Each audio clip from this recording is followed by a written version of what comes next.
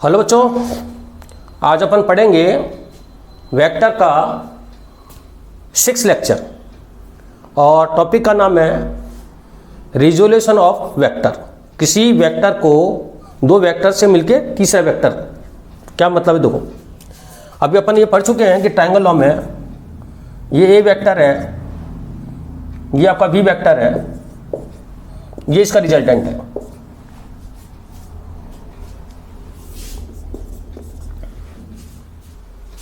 ये अगर सपोज ये, तो ये आर, इसका भी तो रिजल्ट है, ये इसका मतलब है ये इसके दो पार्ट हैं, आर इसके ए और बी से मिलके बना है, ये इसके रिजोल्यूशन है, मतलब दो भाग हैं। अपन ये भी कह सकते हैं दो अन्य वेक्टर लिख सकते हैं, कोई और वेक्टर भी हो सकता है। सपोज ये वेक्टर और इसका भी आपका आर हो सकता है, ट्रायंगल हो सकता है। देखो ये एरो बना दिया, ये एरो बना दिया, ये भी हो सकता है, ये भी आर ही आ गया कि दो सेम ऑर्डर में, ये अपोजिट ऑर्डर में। ऐसे आपका एक ये हो सकता है और ये भी हो सकता है, ये इन दोनों का रिजल्टेंट भी आ रहा है।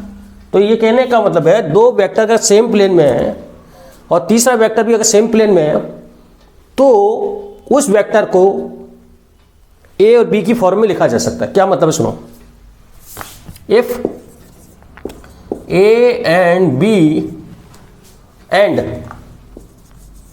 ए are same plane, are in same plane, same plane, A and B and A are same plane। जैसे A और B are same plane में है तो अपन A को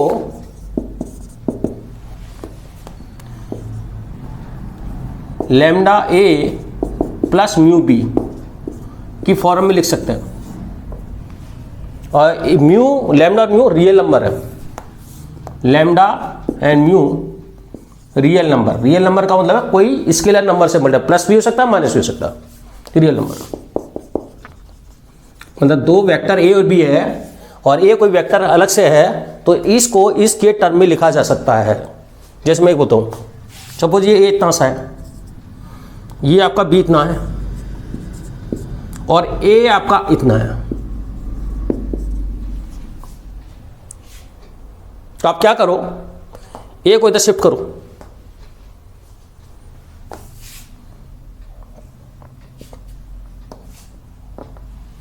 क्या किया देखो, ये आपका ए,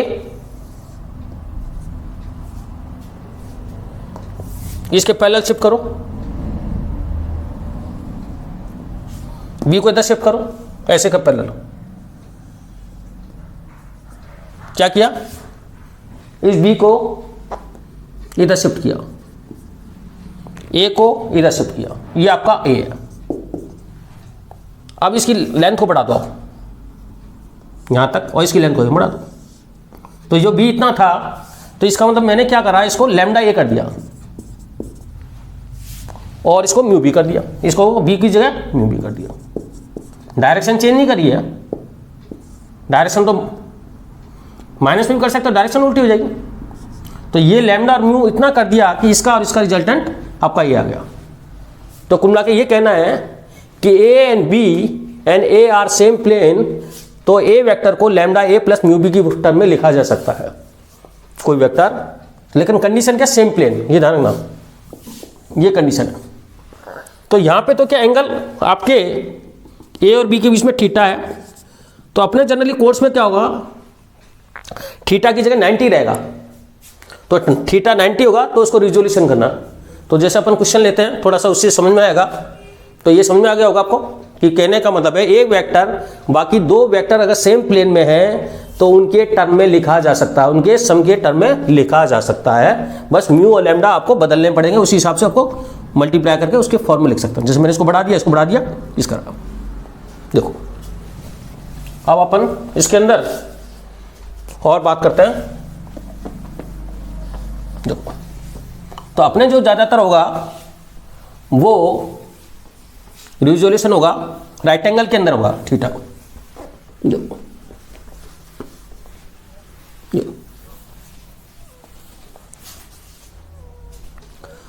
जैसे एग्जांपल,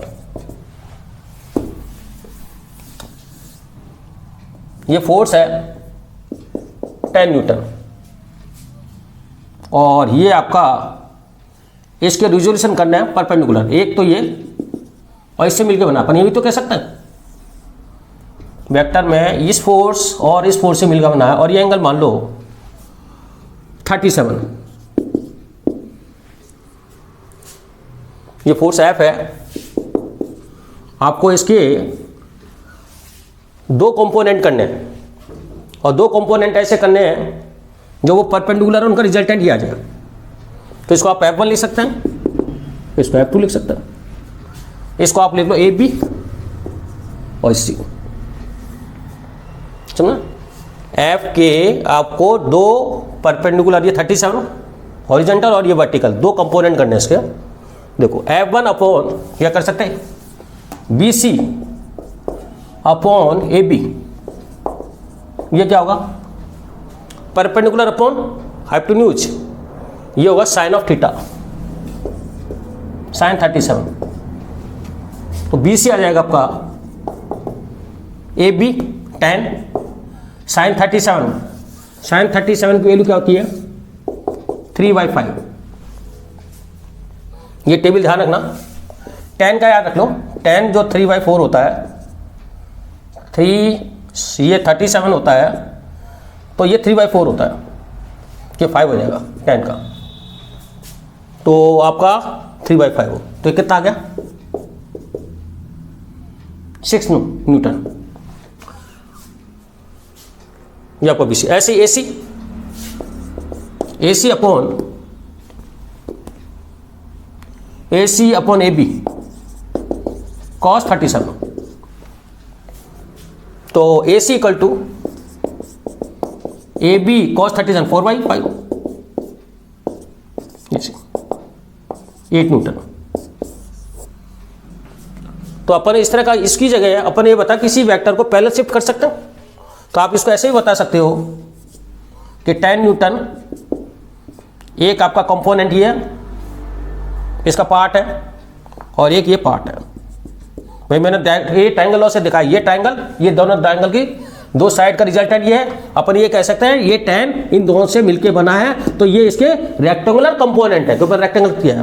वैसे एंगल पे भी कर सकते हैं, वो अपना इतना ज़्यादा नहीं है इसके अंदर, अपना ज़्यादातर ये पूछा जाता है, इसलिए मैं रेक्टेंगुलर कंपोनेंट बता रहा हूँ।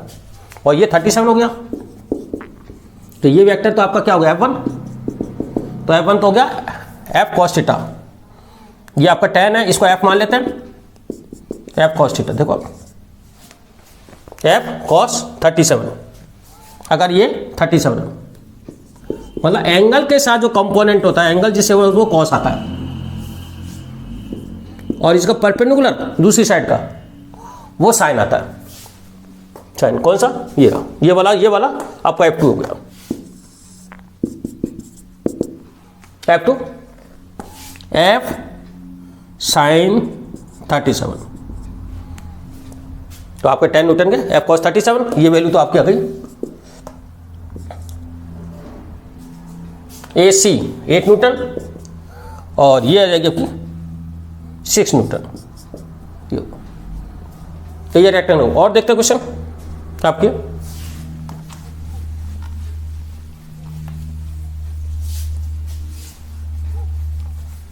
मतलब एंगल जिससे बना होता है वो कंपोनेंट cos होता है और साइन। अब जैसे एक क्वेश्चन और लेते हैं,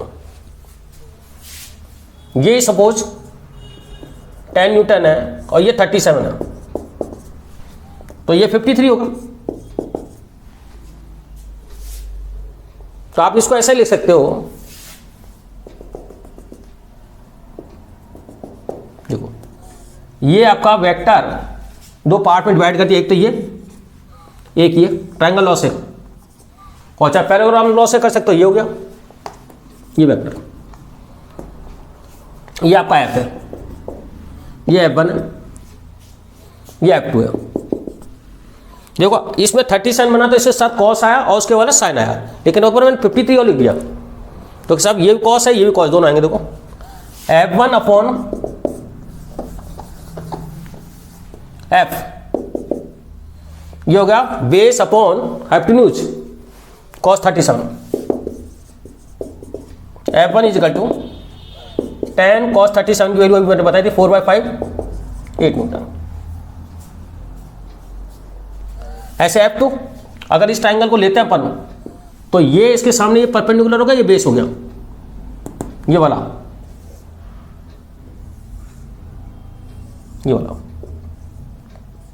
इसकी बात कर रहा हूं। ये F ये 53 तो आपका हो जाएगा, इस वाले की बात करें F2 upon F base upon hypotenuse, क्योंकि ये तो परपेंडिकुलर है तो ये cos 53 तो F2 हो जाएगा आपका tan 3/5 ये आ गया 6। तो कुल मिला के ये हो गया आपका F2 cos 53 और ये हो गया F1 cos 37। तो कुल मिला के आपको ये याद रखना है दोनों का कि जो परपेंडिकुलर कंपोनेंट हैं जिससे एंगल बना होता है, ये याद नोट करना है क्या जो इंपॉर्टेंट है, ये नोट ये करना है कि ये कोई आपका ए वेक्टर है और ये इससे एंगल बना रहा है, इसके दो कंपोनेंट करने हैं, कंपोनेंट का मतलब उसका रिजल्टेंट यही आना चाहिए, इसी को रिजोल्यूशन बोलते हैं। ये लेकर ये है अपना रेक्टेंगुलर रिजोल्यूशन, रेक्टेंगुलर रिजोल्यूशन हो रहा है।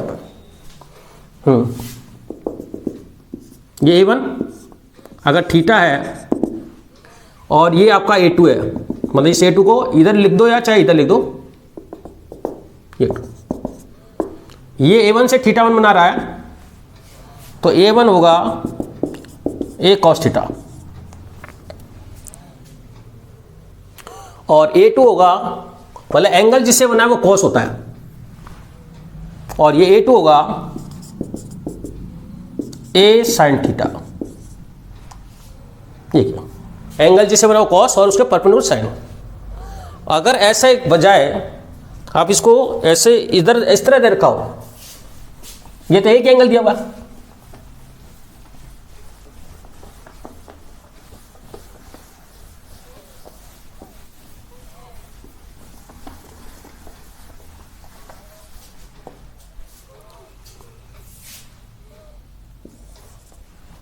ये है,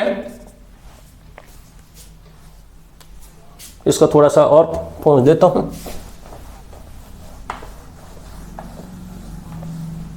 ये देखो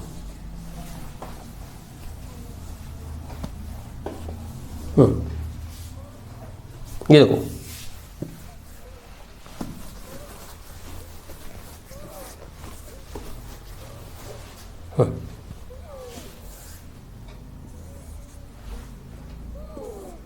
ये आपका थीटा है और ये अल्फा है,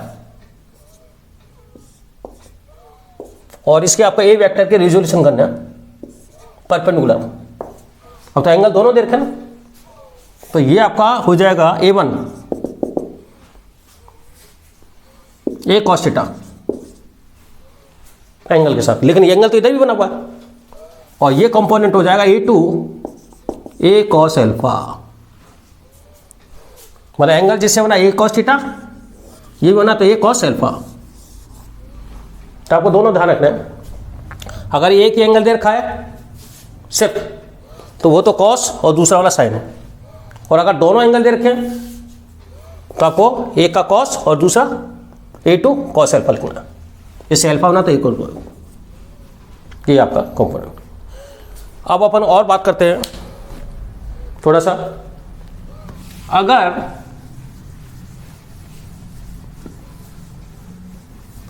एक क्वेश्चन लेते हैं, ये आपका 10 न्यूटन है,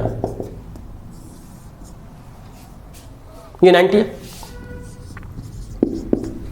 एक एंगल दे रखा है, चलो अब परपेंडिकुलर कंपोनेंट करना है, तो ये तो होगा F cos 90,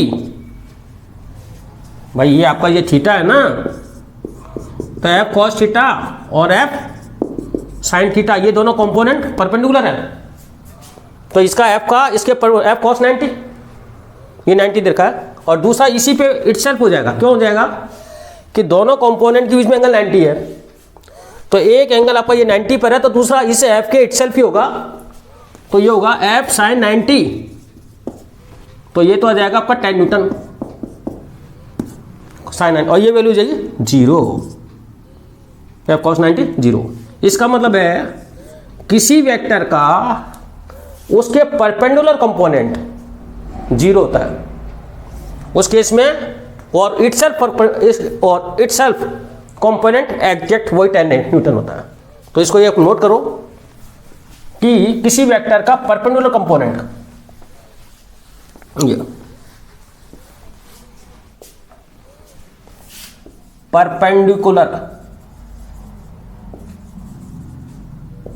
component of vector, ठीक, परपेंडिकुलर कंपोनेंट ऑफ वेक्टर क्या होगा 0। कि एफ का अगर परपेंडिकुलर कंपोनेंट निकालेंगे तो 0 आएगा। ये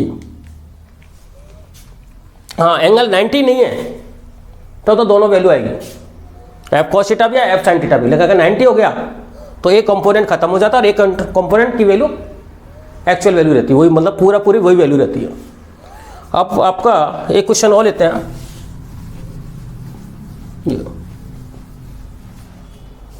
ये आपका इंक्लाइन प्लेन है,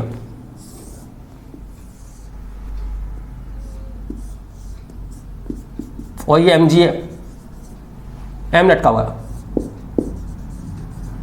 वेट ये इंक्लाइन है, ये 37। तो आपको उसके कंपोनेंट बताने हैं along the incline plane and perpendicular incline plane. तो पहले तो ये देखो एंगल अपन को कौन सा पता रहता है, जो जिसके साथ एंगल पता है वो कॉस होता है और उसके परपेंडिकुलर साइन होता है उसे।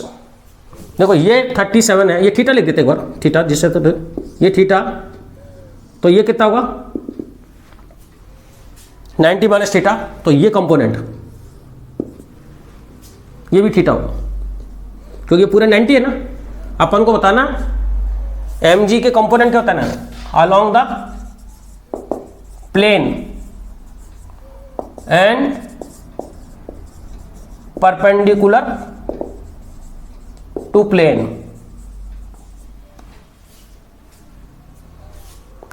अब ये एम जी आपका इधर था तो ये भी थीटा होगा, तो ये थीटा, ये 90 माइनस थीटा, क्योंकि 90 है, ये थीटा, तो ये का इसका एम जी, ये कंपोनेंट क्या होगा एम जी कॉस थीटा।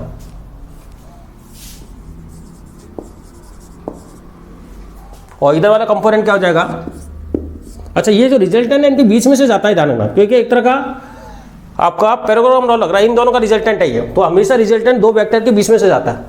ऐसे मत कर देना कि एक तो ये कर दिया एक ऊपर कर दिया, एक जैसा आपने तो कहा था परपेंडिकुलर को दिखाना, अगर एक इधर है तो एक इसके बीच, मतलब ये रिजल्टेंट इनके बीच में जिसका अपन कंपोनेंट कर रहे हैं वो उन दोनों कंपोनेंट के बीच में लाई करता है, बीच में लाई करता है। तो ये क्या हो जाएगा एम जी साइन थीटा। बस इतना सा रट लो कि जिसके साथ आपका थीटा बना हुआ है वो कॉस थीटा कंपोनेंट होता है, और जिसके साथ नहीं बना तो साइन थीटा होता है, और दोनों के साथ अगर बना हुआ एंगल तो एक के साथ कॉस थीटा और एक के साथ कॉस अल्फा। ये आपने बता दिया। अब ये क्वेश्चन और लेते हैं अपन, ये देखो ये क्वेश्चन है, सपोज ये आपका नॉर्थ है, ईस्ट, वेस्ट और south. A man is moving north east direction 45। A man is moving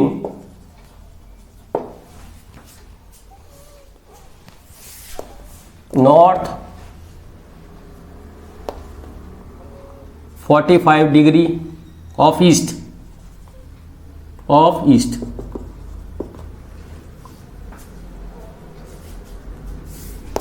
इसको ऐसा 45 नॉर्थ, ये लिख दो 45 north of east with 10 metre per second. A man is moving 45 degree north of east, east से north की तरफ 45 पे कर रहा है। ये रोड है, वो ये रोड आपका इससे 15 डिग्री पे जा रही है रोड। सपोज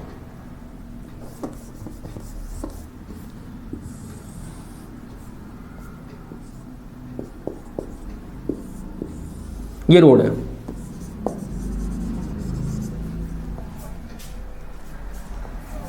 ये रोड इज सिचुएटेड, ये road is eight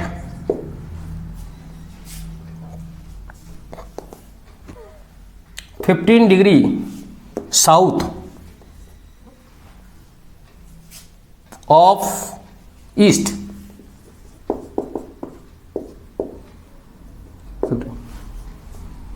A man is moving 45 degree north of east,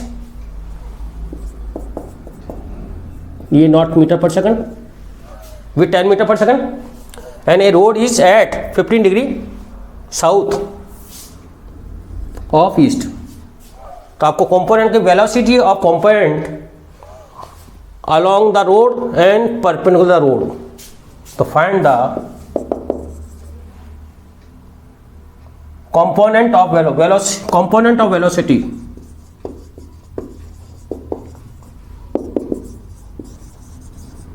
along the road and perpendicular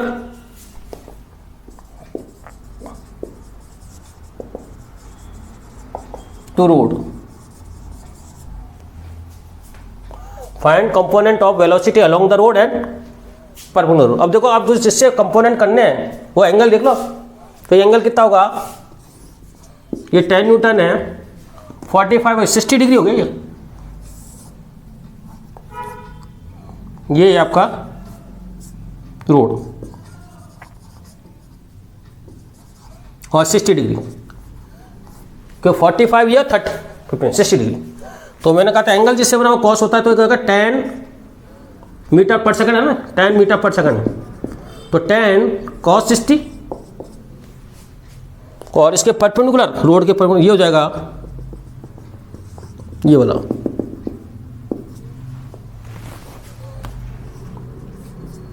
10 sin 60, तो 10 cos 60 कितना हो जाएगा, cos 60 की वैल्यू हाफ 5, और tan 60 10 इंटू √3/2 5√3। तो बच्चों इस तरह आपको कुछ ही नहीं करना, एंगल जिससे दिया हुआ है कॉस और उसके परपेंडिकुलर साइन है, और दोनों के साथ एंगल दिया हुआ है तो एक कॉस, दोनों ही कॉस आएंगे, एक कॉस अल्फा और एक कॉस थीटा जैसे मैंने लिखा था, और एक के साथ अगर कॉस है और तो उसके परपेंडिकुलर साइन है, तो एंगल जिसके साथ बना हुआ है उसको कॉस दिखाना है। ठीक है, अब अपन थोड़ा सा बात करते हैं परपेंडिकुलर ऑर्थोगोनल यूनिट वेक्टर। तो सबसे पहले बात करते हैं unit vector.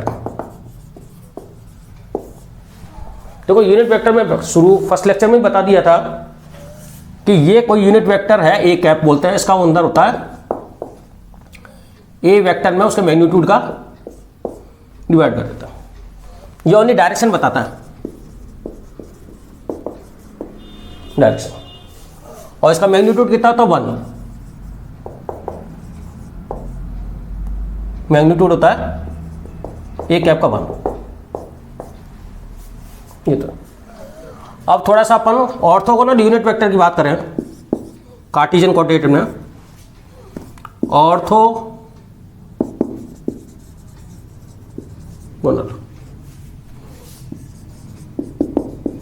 Unit vector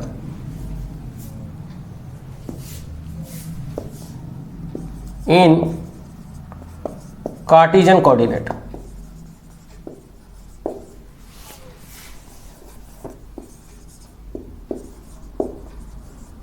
system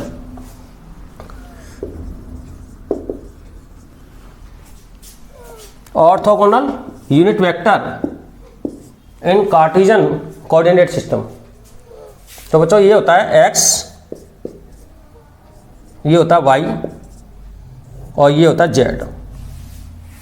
z का मतलब है perpendicular plane, perpendicular to the plane. तो ये आपका यूनिट वेक्टर इस डायरेक्शन में होता है i कैप होता है प्लस x में, और प्लस y के अंदर होता है j कैप, और इसके अंदर होता है प्लस z कैप में k कैप। ये सिर्फ डायरेक्शन दिखाने के लिए होता है आई कैप। अगर आपने आई कैप लगा दिया तो इसका मतलब है वो प्लस एक दिशा में। जैसे एग्जांपल ये यूनिट वेक्टर है सब, 10 newton force F equal to 10 newton in plus x direction.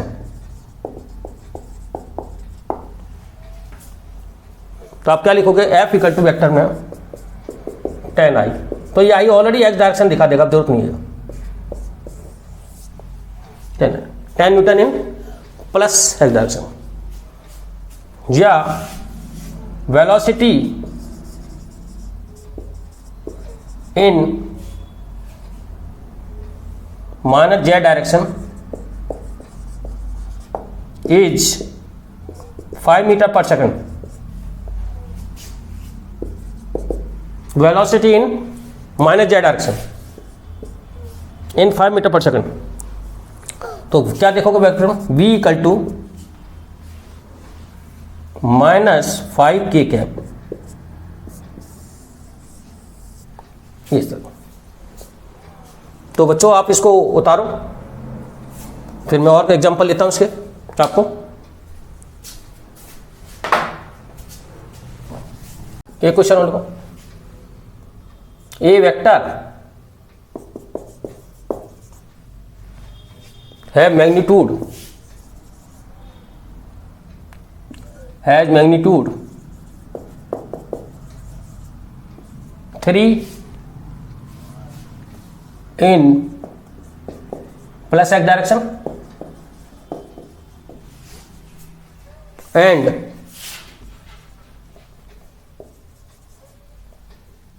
4 a vector has magnitude 3 in plus x direction and 4 in z direction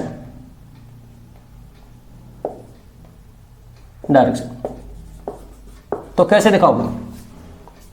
वो तो सिंगल थे, मतलब कह रहे वेक्टर के दो कंपोनेंट हो गए, x डायरेक्शन में 3 है और z डायरेक्शन में 4 है। इन इसको आप ए वेक्टर को देखो सिखाओ, A is equal to 3i plus 4k, ऐसे ये कंपोनेंट हो गया। तो अपना अब यही टॉपिक है कि किसी वेक्टर के अपन component in rectangular Cartesian coordinate, तब है component of A in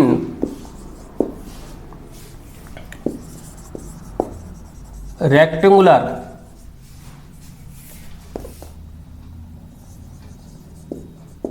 Cartesian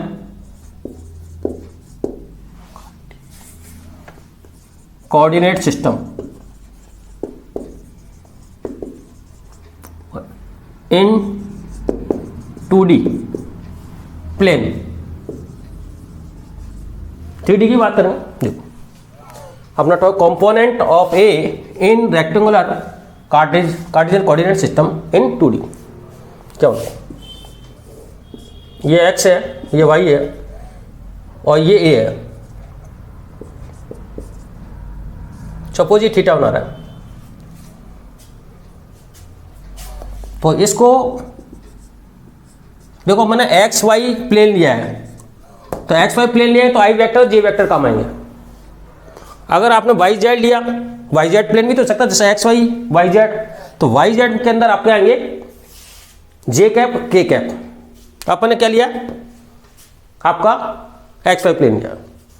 तो ये जो कंपोनेंट होगा इसको लिखेंगे ए एक्स और इसको लिखेंगे ए वाई, जो आपका ये वाई हो जाएगा, ये वाई है, ये वाई। अब ए एक्स ए वाई की वैसे तो मैंने बता दिया कि ये कॉस थीटा आ जाएगा, वही अपन प्रूव कर रहे हैं। ए एक्स अपॉन ए इसका मैग्नीट्यूड कॉस ऑफ थीटा, तो ए एक्स को ए कॉस थीटा लिखोगे,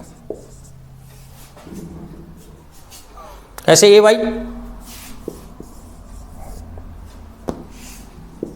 वाई अपॉन ए, देखो देखो ये थीटा होगा तो ये भी थीटा होगा, तो ए वाई अपॉन ए, या ऐसा करता हूँ दूसरा कर देता, तो ये थीटा है तो ये कितना होगा 90 माइनस थीटा, तो A Y upon A angle आ गया ना इसे, तो ये हो जाएगा कॉस 90 माइनस थीटा, ऐसा कर लो, एक ही बात है। तो cos 90 minus theta sine theta होता है, तो ये वाई हो गया ए साइन थीटा,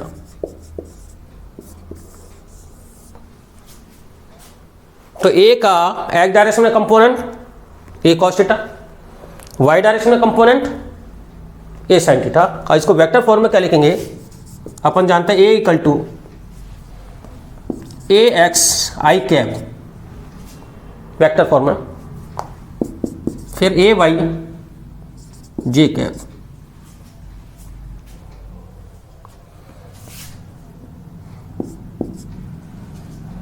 या A cos theta I cap A sine theta J cap.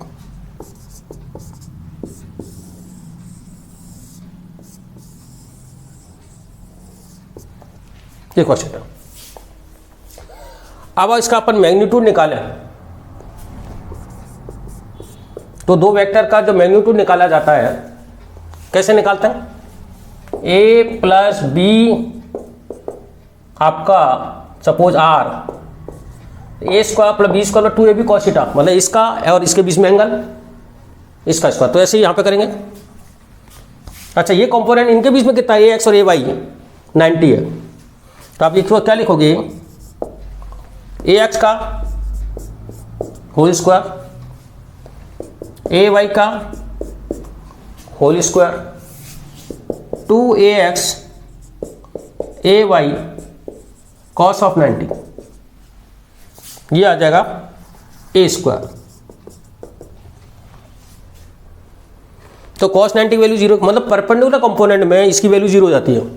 तरीका तो वही है, f1 का स्क्वायर प्लस f2 का 2f1 f2 कॉस थीटा, लेकिन यहाँ पे क्या आएगा, A square is equal to A Y square या रूट,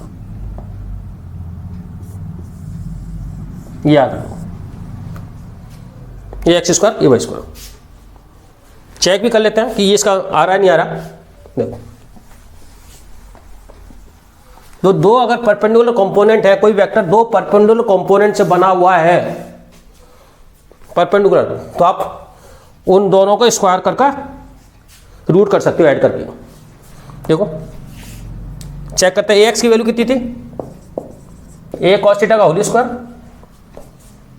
प्लस ए साइन थीटा का होल स्क्वायर का रूट, ए आ रहा है नहीं आ रहा, देखो क्योंकि कॉस स्क्वायर साइन स्क्वायर 1 हो जाएगा,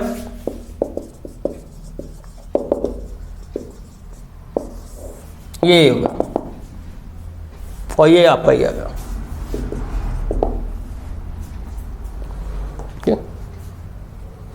तो ये इसका मैग्नीट्यूड हो गया।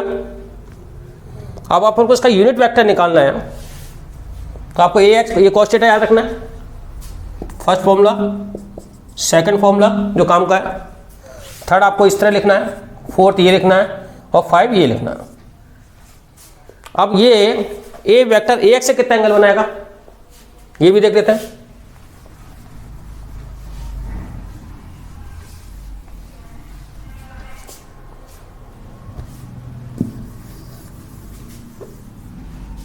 Resultant vector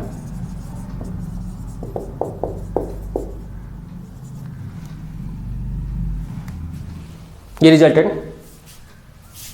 make angle with A x कितना होगा, तो tan theta is equal to A Y upon A X, मतलब resultant vector make angle with A X है, तो मतलब जिससे पूछा है उसका परपेंडिकुलर उसको नीचे रखना है, मतलब ये तो कुछ रिजल्ट है ये ध्यान रखना। तो अपन अब इसको अप्लाई करते हैं, अपन ये क्वेश्चन लेते हैं कि ये आपका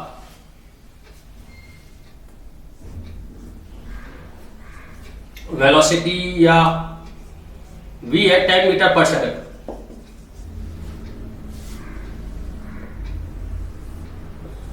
आपको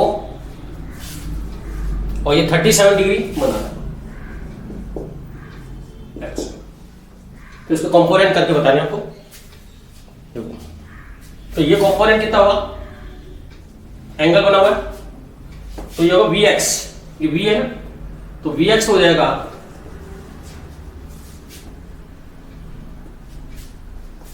tan cos 37,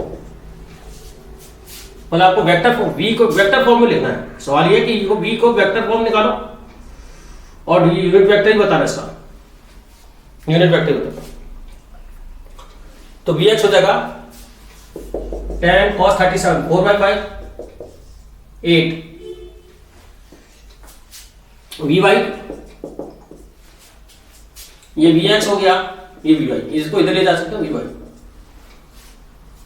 मैंने कहा जिससे एंगल बना वो कॉस और उसका परपेंडिकुलर साइन, तो ये याद कर लो। तो tan sin 37 3/5 6, तो टोटल आपका जो V हुआ वो है Vix प्लस Vyj। अच्छा क्वाड्रेंट देख लेना, कौन सा क्वाड्रेंट, ये मेरा फर्स्ट क्वाड्रेंट में, तो ये आएगा। सपोज इधर होता, तो अगर ये इधर होता तो ये कंपोनेंट x होता है माइनस y होता है, ये फर्स्ट क्वाड्रेंट में तो ये दोनों प्लस का होगा, तो ये हो जाएगा 8i प्लस 6j। ये वेक्टर फॉर्म में, इस वेलोसिटी को वेक्टर फॉर्म में से लिख सकते हैं। तो 10 मीटर पर सेकंड से 37 डिग्री पे जा रहा है एक्स एक्स से, उसको वेक्टर फॉर्म में ऐसे लिखते हैं। अच्छा यूनिट वेक्टर बताना इसका, तो इसका मैग्नीट्यूड कितना होगा। अभी बताया था कि अगर आपका मैग्नीट्यूड कैसे निकालते हैं, अगर परपेंडिकुलर है ये इसका मैग्नीट्यूड होता है, जो tan आ जाएगा अपना भी देखना आ जाएगा इससे tan, क्योंकि tan ही था ना, तो tan अपना आ जाएगा इससे। तो 8 का स्क्वायर 64 प्लस 36। अब यूनिट वेक्टर निकालना, यूनिट वेक्टर v वेक्टर अपन v मोड, ये जाएगा आपका 8i plus 6j divided by 10 4/5i और 3/5j, ये यूनिट वेक्टर हो गया। तो आपको कैलकुलेट क्या करना था, calculate v vector and v cap, ये। अच्छा इसका मैग्नीट्यूड कितना होता है यूनिट वेक्टर का, 1। देखो इसका यूनिट वेक्टर आता नहीं, मैंने कहा अगर ये भी परपेंडिकुलर है, तो जब भी परपेंडिकुलर होगा तो i का कंपोनेंट का स्क्वायर, j का कंपोनेंट स्क्वायर का रूट। देखते हैं ये बनता है, लेकिन देखते हैं 4/5 स्क्वायर 3/5, यूनिट वेक्टर का मैग्नीट्यूड हमेशा बनाता है। देखिए तो होगा 16/25, ये ऊपर लिख देता हूं इधर 16/25 प्लस 9/25 25/25 1, ये आपका मैग्नीट्यूड।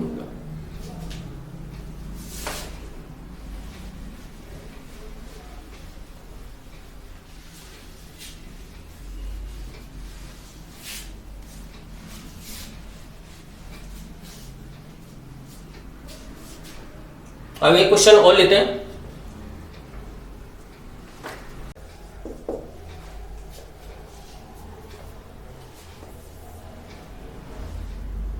ये कोई वेक्टर है ए 3i - 4j, तो आपको निकालना है फर्स्ट ए का मैग्नीट्यूड, दूसरा इसका यूनिट वेक्टर, और तीसरा इसका angle make bye positive x axis, angle make with positive x axis.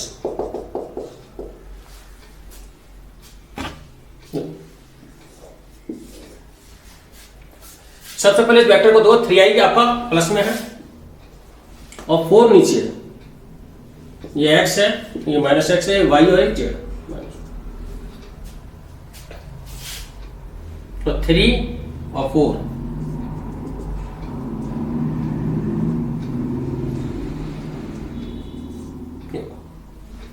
ये वेक्टर है, मतलब एक आपका ये आपका वेक्टर है ए, इसका एक कंपोनेंट आपका इधर है, इसको इस तरह दिखाते हैं, और 4j इधर है। मैं इसको आपको दिखा, आई और जे को दिखा दो, आई आपका स्क्वाड्रन में आएगा, जी 4th क्वाड्रेंट में, तो इसका मैग्नीट्यूड क्या होगा, रेक्टेंगल है नहीं, जब परपेंडिकुलर है तो क्या लिखूंगा, ए इक्वल टू 3 का स्क्वायर प्लस -4 का स्क्वायर का रूट, ये आ जाएगा 5। यूनिट वेक्टर क्या होगा, यूनिट वेक्टर हो जाएगा आपका ए वेक्टर अपॉन ए का मोड,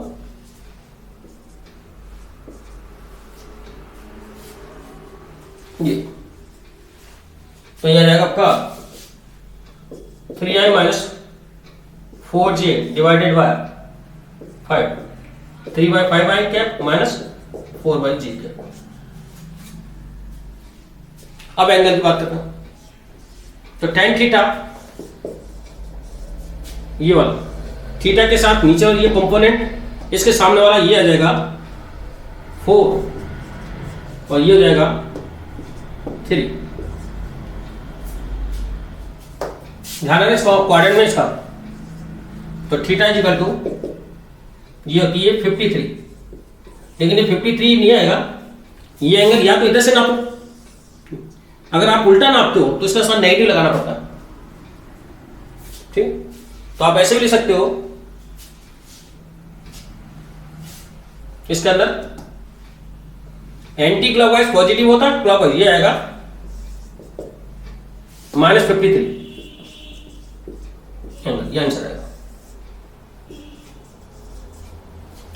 इधर वाले एंगल पॉजिटिव होते हैं और इधर वाले अगर मेजर करो तो -50, तो ये तो -53 लिखो और इसमें 360 जोड़ दो, क्योंकि किसी एंगल में 360 जोड़ दे तो कोई फर्क नहीं पड़ता, तो इसमें पॉजिटिव में आ जाएगा, या तो -53 लिखो या 360 जोड़ दो उसके अंदर, ये हो जाएगा आपका 303।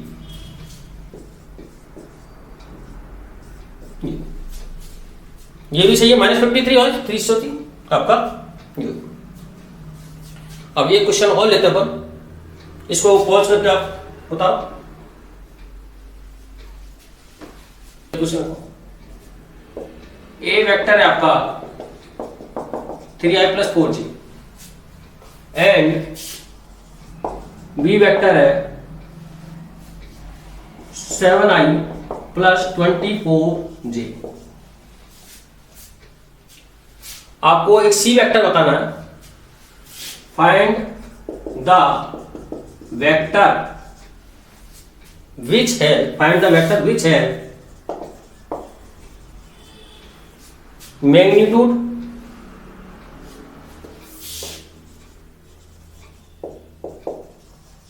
ए, फाइंड द वेक्टर विच है magnitude A and direction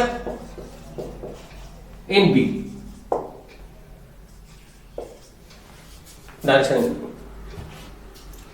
find the vector which है magnitude A and direction in V vector, मतलब डायरेक्शन तो बी में हो और मैग्नीट्यूड ए का हो। देखो पहले तो मैग्नीट्यूड निकालो था, ए का जो मैग्नीट्यूड होगा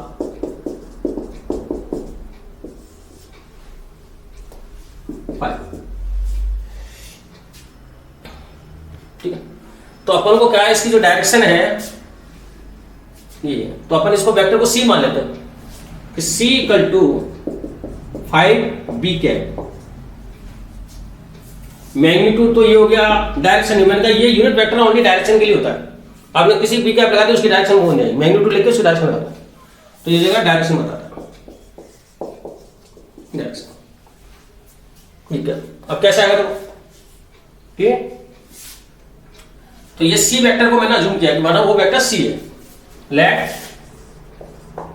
वेक्टर इज सी।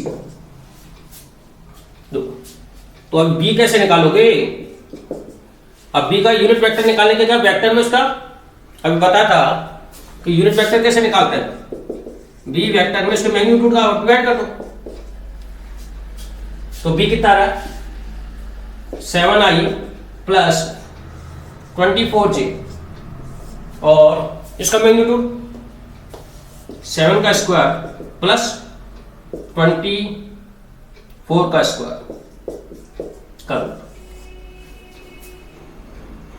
तो 5 into 7i plus 24j divided by, अब इसको करोगे तो आएगा 49 प्लस 5 7 625, ये आ जाएगा 25 25।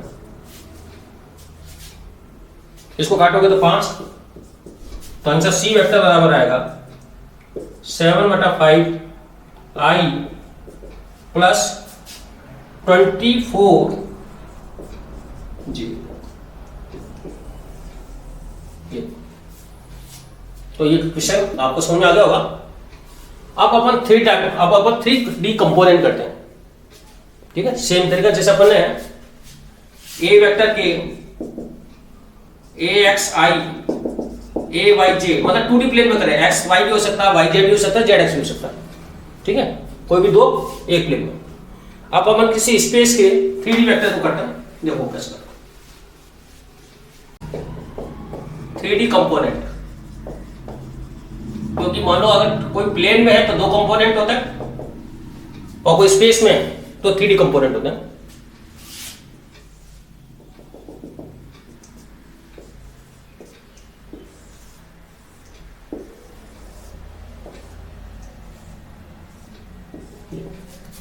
ये अपन सपोज एक्स, ये वाई, ये जेड,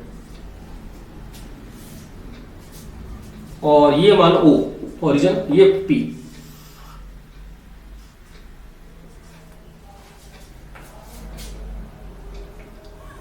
अच्छा, इसको अपन ऐसा कर सकते हैं ओपी के एक्स डायरेक्शन में, मतलब ये इस कोने से उस कोने में जैसे एक्स वाई डायरेक्शन जाते हैं, तो इसको अपन ये वेक्टर है, तो आप इसको ऐसे ले सकते हो, ये इस प्लेन में प्लस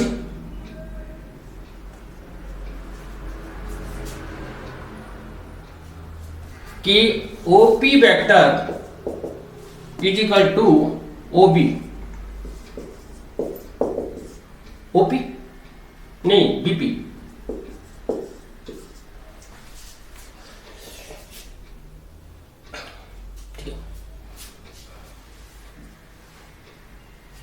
तो ओपी वेक्टर, अब ये देखो ये वेक्टर प्लेन में आ गया, किसमें, इसका कंपोनेंट, और जो परपेंडिकुलर है तीनों, तो ये कंपोनेंट तो एक्स हो जाएगा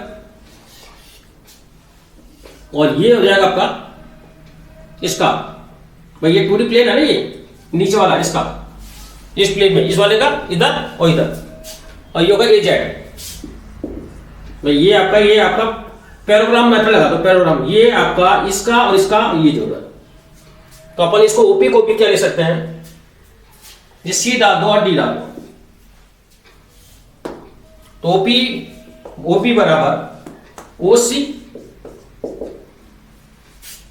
ये वाला प्लस ये, या ये लिख दो, एक ही बात है, क्योंकि मैंने कहा था पैरेलल शिफ्ट कर सकते हैं। तो O C plus O D plus B, पहले ओपी के 2 टुकड़े किए इसके प्लेन में प्लस ये अलोंग द वाई है, ये आपका एक्जेक्ट प्लेन में, और ओपी के भी 2 टुकड़े कर दिए आपके परपेंडिकुलर, एक तो ओसी और ओडी। अब देखो, तो जो ओपी होगा इसको तो लिख दो ए एक्स आई कैप, इसको लिख दो A Z A x A Y A Z, और अच्छा यूनिट वेक्टर से मल्टीप्लाई कर देते हैं तो ये हो जाएगा के कैप, और बीपी ये वाई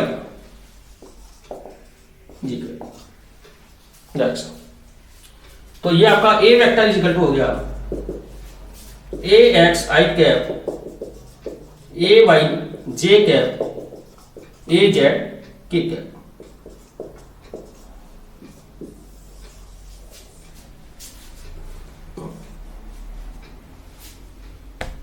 अब देखो ये जो ओपी है ए एक्स और ए जेड से मिलकर बना, तो अपन ये ले सकते हैं ओपी का स्क्वायर रिजल्टेंट में ओपी का स्क्वायर इज इक्वल टू, एक तो ये प्लेन है और एक ऊपर है, मतलब ये देखा जाए तो ये ओपी है ना ऑन द प्लेन नीचे प्लस ओ जेड, मतलब ये नीचे प्लेन में प्लस बना हुआ है, तो आप इसको कह सकते हैं ओपी का स्क्वायर प्लस बीपी का स्क्वायर। इस कोने से उस कोने में चल जाओ, फिर ऊपर, फिर ये बनाओ। अब ये ओपी देखो, ओपी ये भी परपेंडिकुलर है, ये जो आपका वेक्टर है नीचे वाला, अपन ये और ये बना के बना सकते हैं कि आप इधर जाओ फिर इधर चल जाओ, ये तो ये ओपी का आएगा ए जेड प्लस ए एक्स, मतलब इसको आप चाहो तो ओ सी प्लस परपेंडिकुलर है तीनों, ध्यान रखना परपेंडिकुलर परपेंडिकुलर हो गए तो ये रिजल्टेंट है दोनों का परपेंडिकुलर, तो दोनों तो हो जाएगा ओ सी का स्क्वायर प्लस ओ डी का स्क्वायर प्लस बीपी का स्क्वायर ओपी का स्क्वायर। तो जो 2 के लिए अपन स्क्वायर करते हैं 3 में भी आ रहा है, तो ये आ रहा है आपका ओ सी क्या होगा A x square O D A Z का स्क्वायर और ए डी बी, ये आपका ये वाला component A Y,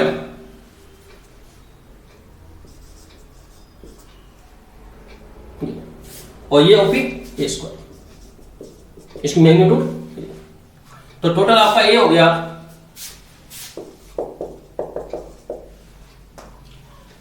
A x square A Y square A Z का स्क्वायर, ये मैग्नीट्यूड, ये 3D वेक्टर कि किसी वेक्टर के 3 component A x A Y A z. अच्छा ए एक्स का ए से बना angle, A x angle make with alpha A, alpha तो लिख दिया ए एक्स अपॉन ए बराबर कॉस एल्फा। मान लो सब ये एल्फा बन रहा है और ये बीटा बन रहा है इससे ए एक्स एल्फा, ए से ए का इससे बनाएगा, ए का इससे वाई से बना बनता है और ए का जेड से। तो A X make angle alpha with A, तो मैंने कहा था जिससे एंगल होता है क्या लिखोगे कॉस, तो ए एक्स क्या हो जाएगा A cos alpha, A Y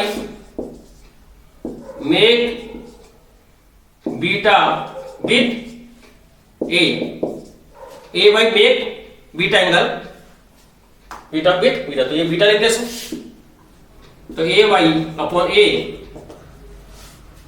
क्या लिखो कॉस बीटा, तो A Y is equal to A cos beta. ये ध्यान रखना ये जो आपका ए वेक्टर है उसका एक्स और वाई और जेड से बना एंगल है ये, क्योंकि एंगल उसी के साथ है। एक्स से बना एंगल ए का अल्फा है, वाई से बना एंगल बीटा है और जेड से बना एंगल गामा है। ऐसे A Z make angle with A, तो उसको डायरेक्ट लिख सकता हूं मैं A Z is equal to A cos gamma.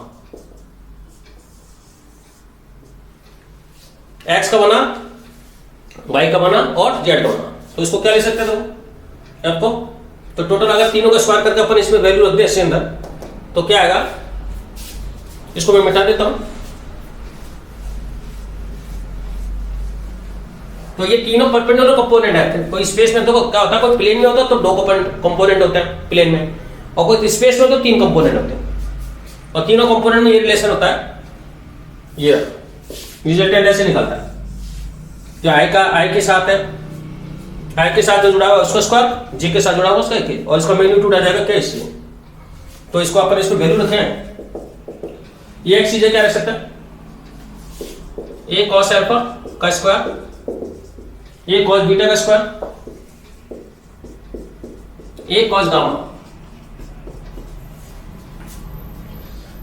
तो ए स्क्वायर कॉमन ले लो, cos square alpha cos square gamma, तो इसके अंदर एक रिजल्ट निकल के आ रहा है, कॉस स्क्वायर अल्फा 1 होता है कि किसी रिजल्टेंट वेक्टर ए का एक्स एक्स से बना एंगल, वाई एक्स से बना एंगल और जेड एक्स से बने एंगल का कोसाइन का स्क्वायर का सम 1 होता है।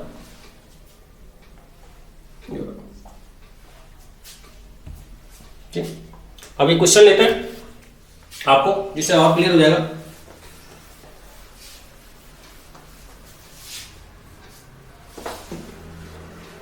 अच्छा, यूनिट वेक्टर क्या होगा?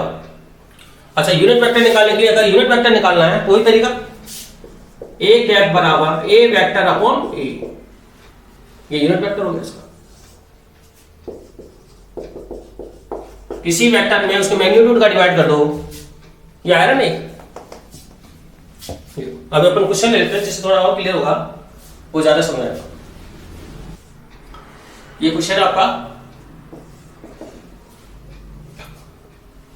ये v है, कोई वेलोसिटी है, कोई चिड़िया इस टाइम मूव कर रही है 3i प्लस 4j माइनस 5 की, वो इस तरह मूव कर रही है कि एस डायरेक्शन में उसका कंपोनेंट 3, वाई डायरेक्शन में कंपोनेंट 4 और जे डायरेक्शन में -5, मतलब माइनस के डायरेक्शन।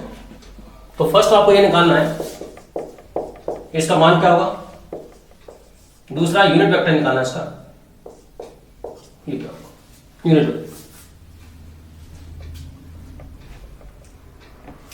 तो यूनिट वेक्टर परपेंडिकुलर थी ना, जैसे 2D का करना था वैसे हम 3D का करना है।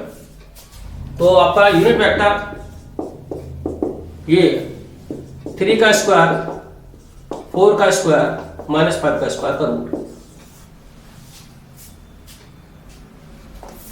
तो ये आ जाएगा 9 प्लस आपका 16 plus 25 50 5 root.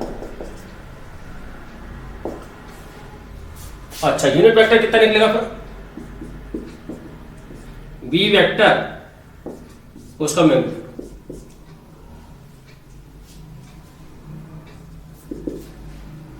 3i plus 4j minus 5k divided by 5√2, अलग अलग कर दो, 3 5√2 i 4 अपॉन 5√2 j और माइनस 1 अपॉन √2।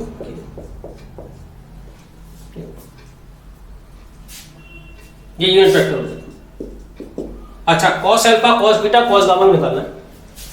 तीसरा है cos अल्फा, ये निकालना। अल्फा की चीज है कि जो आपका v वेक्टर है वो एक्स एक्स से कितना एंगल बना रहा है और वाई डायरेक्शन से कितना बना रहा है, जे डायरेक्शन की तरफ। तो कॉस अल्फा क्या होता है, तो कॉस अल्फा ए एक्स अपॉन ए। अच्छा, ये एंगल अल्फा बीटा गामा है ना, ए का एक्स एक्स से एंगल है अल्फा, ए का वाई एक्स से एंगल है बीटा, और ए का जेड एक्स से गामा। तो A x upon A x कितना 3, और इसका जो मैग्नीट्यूड निकला था 5 cos alpha, cos beta A Y upon A y कितना 4 5, और कॉस गामा -5, ये 5 माइनस नहीं ना, ये एंगल है क्योंकि पॉजिटिव होता नेगेटिव है, -5 अपॉन 5। अब इन तीनों का आप स्क्वायर करोगे तो ये 1 हो जाए, क्योंकि अपने पता है कॉस स्क्वायर अल्फा। इसको भी चेक कर लेते हैं, 1। ये यूनिट वेक्टर हो गया।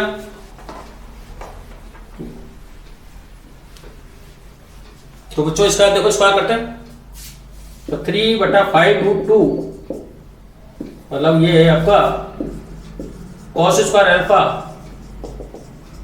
गामा, ये हो गया 5√2 का होल स्क्वायर, 4/5√2 का होल स्क्वायर, और -5√2 का होल स्क्वायर। ये आपका हो गया 9, 50, 16, 50 और 25, 50।